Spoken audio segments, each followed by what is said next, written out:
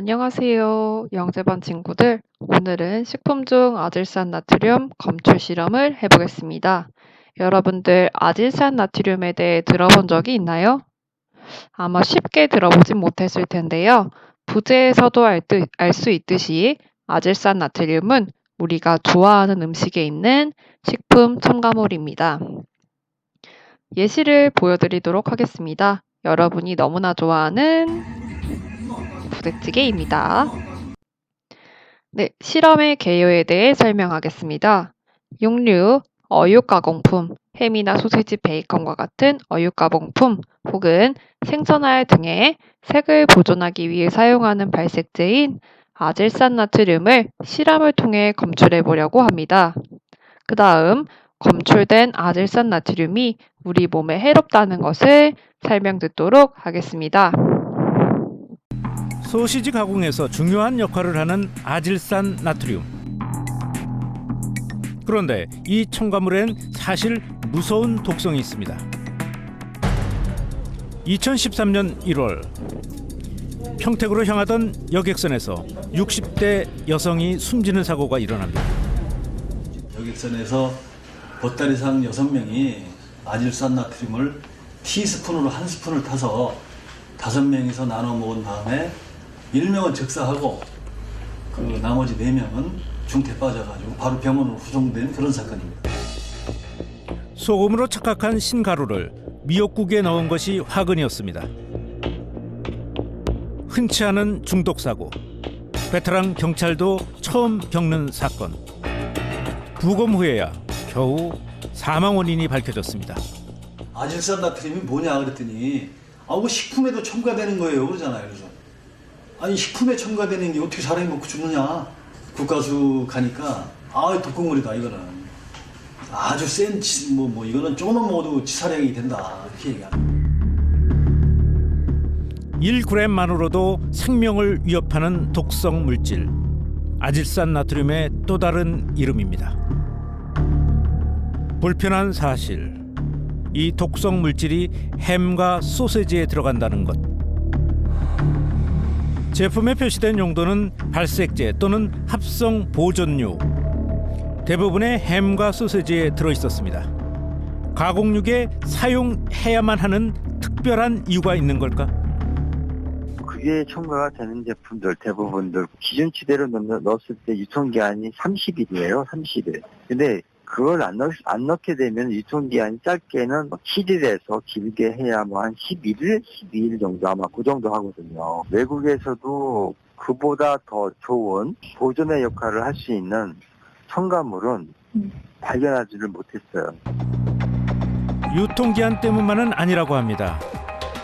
치사율이 높은 식중독균, 보툴리누스균을 억제할 수 있는 유일한 물질이라는 겁니다. 사실 확인을 위해 식품 첨가물 제조업체를 찾아갔습니다. 이거 대신에 쓰는 건 딴 게 있어요? 얘기가 나와가지고 이거 대신에 뭐 쓸 수 있는 게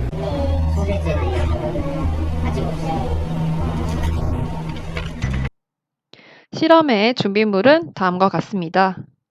선생님이 배부한 키트를 확인해 볼게요.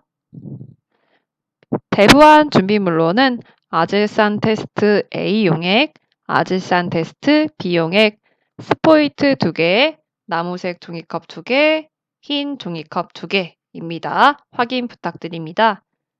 여러분이 개인적으로 준비해야 하는 준비물로는 칼, 도마, 끓는 물, 햄, 소세지 등 실험 음식이 필요합니다. 준비해 주시고요. 실험 주의사항 설명하겠습니다. 테스트 용액 및 용액의 혼합물을 절대로 마시거나 맡으면 안 됩니다. 흡입, 섭취가 금지되어 있음을 아셔주시고요. 우려낸 물을 종이컵에 덜어낼 때는 스포이트를 사용합니다. 이때 스포이트를 제품별로 나누어 사용해 주셔야 됩니다. 또한 칼과 끓는 물의 사용이 있기 때문에 사용에 주의해 주시고 가정에서 어른과 함께 실험해 주시면 됩니다.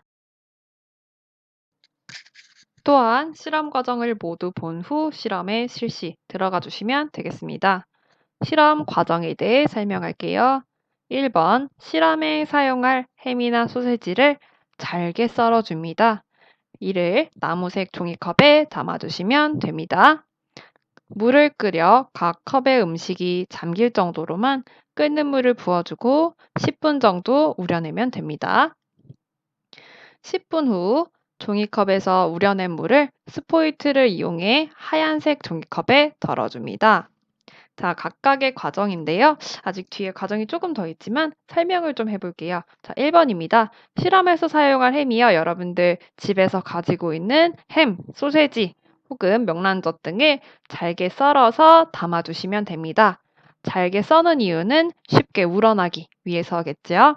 두 번째로 물을 끓여주시고요. 안전에 유의하여 이것을 음식이 잠길 정도로만 살짝만 부어주시면 됩니다.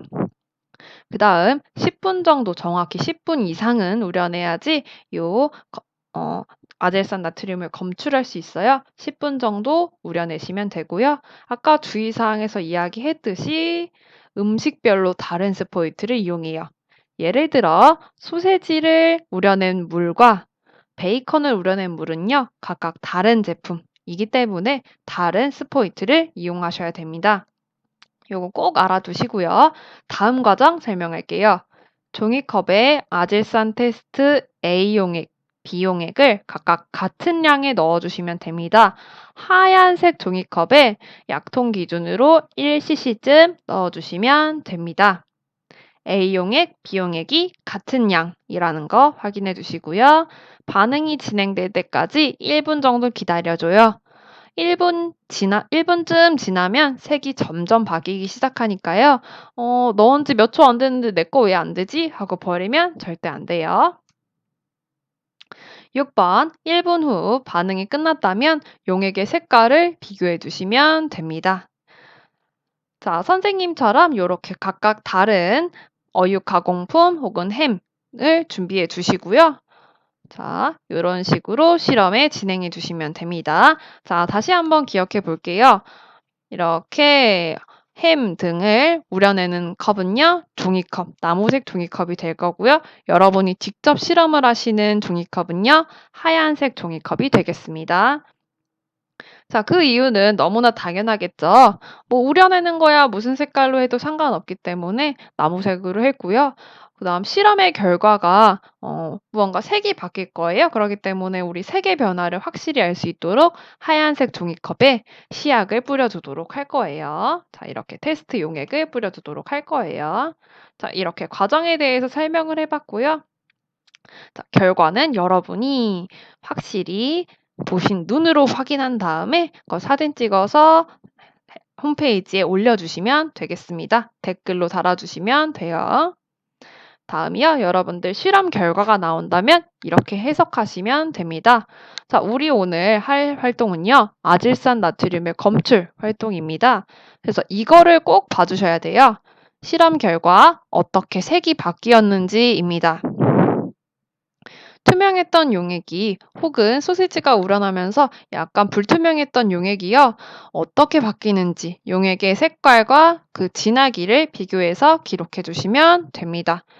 자, 분명히 해주세요. 색의 변화에 집중해 주세요. 자, 여러분은요, 아질산 나트륨, 자, 어떤 색의 고기를 먹고 싶은지 선택해 주시면 됩니다. 자, 1번이에요. 선홍빛이 도는 고기입니다. 자, 2번이에요. 약간 회색빛이 도는 고기요.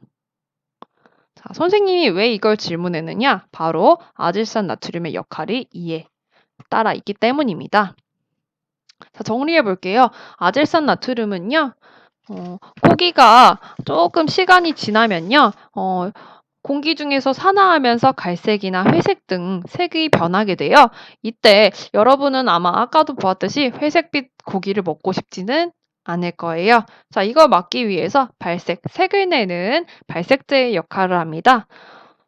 자, 두 번째로요, 균의 침입을 막아주는 항균 작용을 하고요. 세 번째로요, 쉽게 음식이 상하는 것을 방지하는 역할.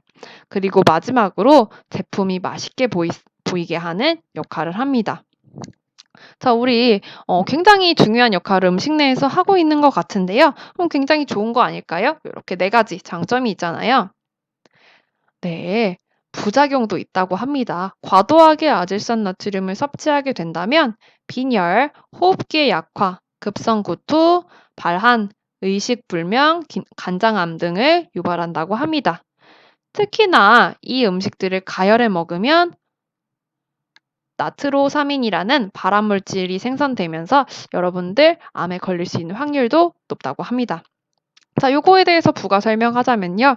실제로 1920년대 이전에는요. 굉장히 많은 아질산 나트륨을 사용했다고 해요. 가공해서. 그러나 1920년대 이후 미국에서 기술 발전으로 아질산 나트륨을 70% 정도 줄였다고 합니다. 자, 이에 따라서 사람들은요. 암에 걸리는 확률이 굉장히 줄었다고 해요. 위암 발생 확률이 굉장히 줄었다고 합니다. 네, 이걸로도 암 발생 확률을 증명하게 하는 게 되겠죠.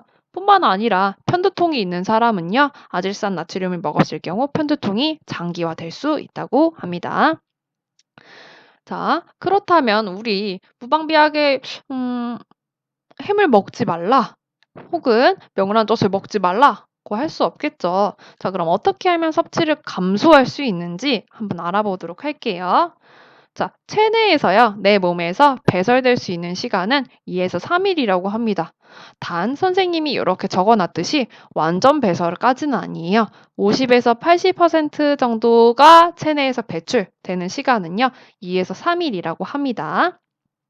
자, 그래서 이 음식을 먹을 때는요, 꼭 뜨거운 물에 끓여주거나 혹은 물에 장기간 담가두는 방법을 이용한다면 아질산 나트륨을 빼줄 수 있습니다. 식품 내에서.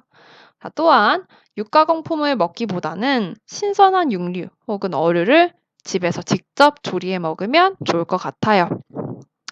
이러한 방법이 어렵다면 과일과 함께 섭취하는 것도 방법입니다. 산도가 높은 과일이나 비타민C를 같이 먹으면 좋다고 하네요. 자, 이렇게 선생님이 아질산 나트륨 검출 실험에 대해서 설명을 했고요. 아질산 나트륨이 왜 없어져야 하는지 혹은 우리가 덜 섭취해야 하는지에 대해서도 설명을 했어요. 이제 여러분의 차례예요. 아직까지 여러분들 실험 과정이 익숙하지 않다면요. 다시 한번 영상을 보고 실험을 시작해 주시면 됩니다. 실험 결과는 꼭 댓글로 남겨주셔야 돼요. 아시겠죠? 네, 이제 실험을 시작해 주세요.